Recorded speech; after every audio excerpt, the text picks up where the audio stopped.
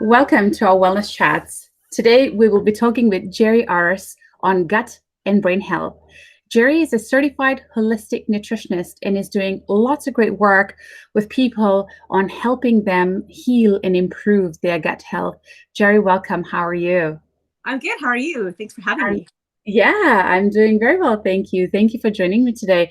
Super excited to have this chat with you, Geri. Talk to us about the relationship between our gut and mind. There's so much talk about this, but I'd love to hear from you as the expert that what is the relationship between our gut and mind? Absolutely. The communication system between our gut and brain is called the gut-brain axis. And chemically, the gut also connects with the brain through chemicals like hormones and neurotransmitters that send messages. So, like these messages that pass between the gut and the brain can be affected by bacteria, viruses, fungi that live in the gut, which is also called the microbiome. So, the connection there is basically the more healthier and diverse of a gut microbiome that we have, the better our health, the better our mental health, but communication. And you want to kind of look at it as a sort of like a garden, right? Mhm. Of like all these different types of like archaea and fungi and bacteria. And the more diverse, the better. So they connect, right? Like the healthier, like I said, you'll have a healthier overall health for your whole Right. life. Hmm. Yeah. 100%. Yeah. And you say that I'm thinking about then there has to be a relationship between the food that we eat and then later on how it impacts, or maybe it has some kind of impact on our mental health as well, right?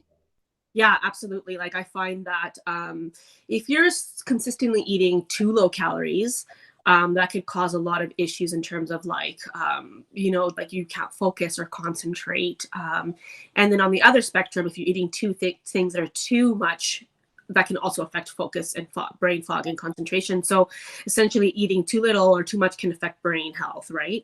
Mhm. So too many calories, like I was saying, can increase the risk of damage in the brain.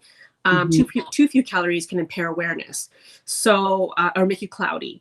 So choosing the right types of food and the amounts can definitely decrease your risk of cell damage, and Mhm. this can give your brain what it needs to work at its best and optimal for your cognition, right? So definitely having foods that are like rich in high fatty foods like avocados, your olive oils, your fatty fish is going to feed and fuel your brain.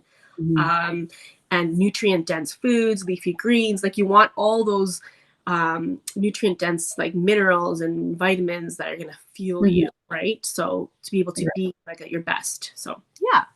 100%. I Yeah. was reading somewhere that saying walnuts is really good for our brain and it's shaped like a brain. So I just thought that Yeah. was really interesting. That's Um, cool. right? Mhm. And also, I think not only food, but I think I was talking to you, I think, a couple of weeks ago, and you were talking about sleep and how important it is for us to get a good night's sleep and how that impacts our gut health. Can you tell us a little bit about that as well, Geri? Yeah, absolutely. So most definitely, people like there's like research that's been found that microbe depletion, like eliminating serotonin in the gut, and we know that serotonin levels in our brain can affect the sleep wake cycle. So definitely, like if you are not eating the right types of foods, like serotonin rich or melatonin rich foods, that can definitely impact your gut health, which also in turn will impact your sleep. And sleep is so crucial and important to be able to heal the body. Um, my recommendation is some people may need more, but between 7 to 9 hours of sleep a night, because we also have these cells that get activated when we're sleeping. They're called NK cells, natural killer cells, and those cells are activated while we're sleeping, and they come in and sweep all the sort of like I want to say crap like that's like needed to be like cleaned up in our body, and also Mhm. target cancer cells and just clean everything up, right? So when we're in a like sleep deficit, we are basically stopping that process from happening and the healing that needs to happen. So yeah, and the gut, right? Like so it's so crucial that we are able to regulate our circadian rhythm, making sure that we're Mhm. eating the right types of food to trigger that and the sleep wake cycle. And like I said, eating those serotonin rich foods, melatonin rich foods, so that you can have a good deep sleep. to be able to heal and repair your body. So it's so super crucial, super, super important. So Mm. yeah, And this is like, it's such a good point that you yeah, talk about, which is sleep, because I think society today, how we are trained is we don't sleep that much. We work until, I don't know, 9, 10 p.m., and then we watch a little bit of TV. By the time we go to bed, it's yeah, midnight, or whatever it is, past midnight, and then we wake up early. So I think that our body doesn't get time to truly rest. And I think this is such a good point that you bring about, that sleep yeah, is so important, and we don't realize it, that how sleep impacts our gut health. So thank you for sharing that. And yeah. Jerry, you also have a 8-week gut healing program. Talk to us a little bit about that. What does that program consist? Yeah, absolutely. My 8-week gut healing program consists of, like, again, making sure I educate people on sleep and the importance of sleep and the foods that are going to nourish that. People come to me with a lot of gut issues, and my sort of whole goal is to be able to find the root cause of what's happening there. Like, for example, people with IBS or Crohn's or colitis, or indigestion or GERD. But so finding that root cause and bringing down that inflammation for them, getting them to a point where it's manageable and we can, like, start to handle their sort of like gut irritation. And Mhm. from there, basically, I just go on to find the root cause and do an individualized meal plan for them, and protocol and evidence-based research for them, so that they can basically start the healing process and the healing journey. And for me to get them people to a point where they are very confident in what they're eating and their food choices, and that they know, like, what's causing their issues, Mhm. pinpointing, like, where they're having issues, and being for them to be able to be empowered within themselves, of, like, knowing what bothers them and just getting a handle of their gut.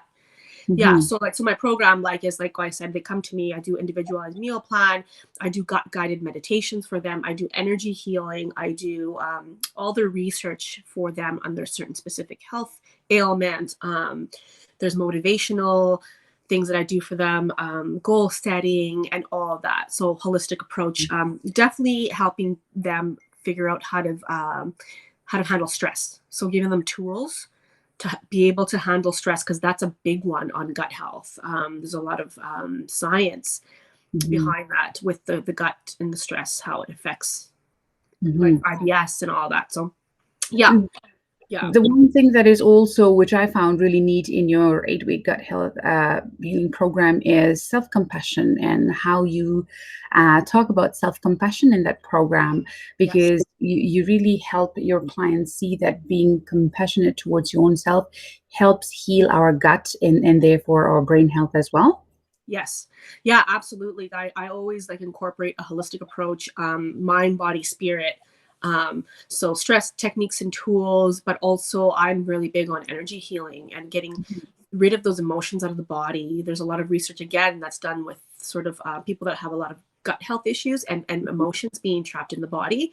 So definitely, like, being compassionate and giving yourself self-love. Journaling is another big one, and just exercising, breathing, deep breaths. So I incorporate all of that into my program, which I think it's really crucial, right? So yeah, no, absolutely. And Yeah. and when we were talking, I was just trying to think about this as you're talking, and I was capturing everything that you're saying. Everything that I think we don't realize it, but a stressed out gut truly does show up in our body, and our body then starts telling us that, hey, there's something wrong internally, and you need to be able to fix it. Yeah. Um, and our body is very intuitive that way. Our body is almost like the best doctor that we have around. But for people who are today struggling with some gut health issues, what are some things that they can do, Jerry, today to improve their gut health? Absolutely. I think that one of the best things you could do is, it's a whole lifestyle approach and change. The way that you can start doing that is definitely making sure that you drink good, clean water, because you want to fuel your brain, your body. It'll help for brain function, carry nutrients to your cells. It helps with detoxification. Exercise is another one that's really important. And then, like I was saying, having good stress supporting tools. Good quality sleep is another one. Getting out in nature, getting fresh air, grounding yourself, especially with what's going on in the world today, right? Everyone is, like, in this hyper awareness, hypersensitivity of like everything that's going out there with COVID, and you need to be able to get away and get some fresh air and connect with nature, get your vitamin D. Deep breaths is another one that I'd say that really helps me when I'm stressed. Journaling, and all those things are free, right? Like a lot of them are free, right? Like energy healing as well. So I'd say like all of that to encompass that people can start doing right away, that's very little cost to free. Yeah, no, absolutely. That's fantastic. And Yeah. the last question I would like to ask you is, right now we know that a lot of people are finding it hard to sort of make ends meet, but we also want everybody to be able to eat healthy so they can have a healthy gut and therefore healthy mind. Now, what are some foods that people can buy even on a budget that's good for gut health? Yeah. Well, most importantly, like I always say, try to support your gut health by eating diverse, nutrient dense food. So eating all colors of the rainbow so you can get your prebiotics, which the prebiotics are the foods that feed the good bacteria, like your leafy greens and all of that, and fermented foods like your coconut yogurts, dairy-free fermented foods.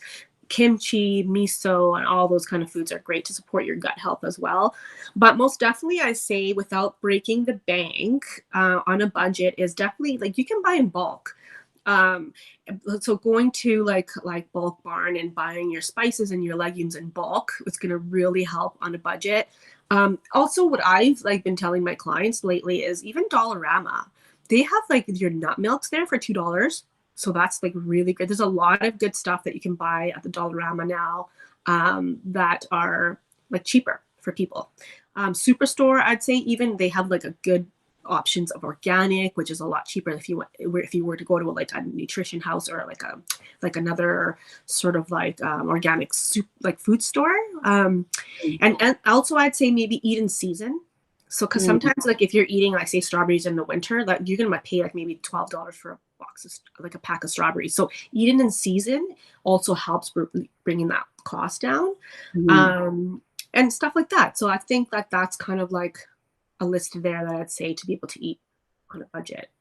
And I also find that if you can maybe eat more plant-based during the week, because I find that when I go and I buy more plant-based, it's cheaper. My groceries are cheaper as opposed to when I'm buying more meat, because meat is expensive, right? So like if you can incorporate maybe like 2-3 times a week where you're eating like a plant-based meal, that'll save on cost a lot. So because you can cook and you can like meal prep and save like for days, right? So yeah. Fantastic.